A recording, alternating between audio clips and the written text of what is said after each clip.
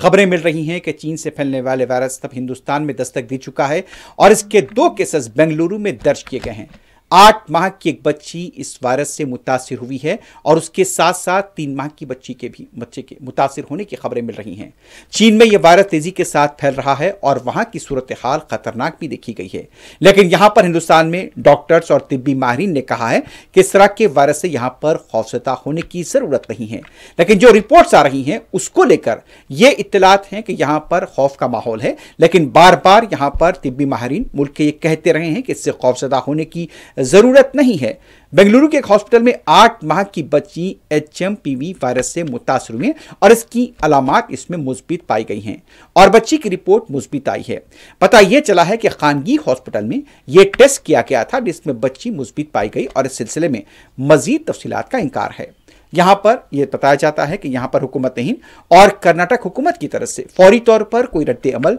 सामने नहीं आया है। आपको एक बार फिर बताते हैं कि यहां पर बेंगलुरु में यह वायरस ने दस्तक दी है और यहां पर इस बात को लेकर अभी रद्द अमल का इंतजार है और यह कहा गया है कि एक 8 माह की बच्ची और 3 माह के बच्चे में यह वायरस मुस्बित पाया गया है।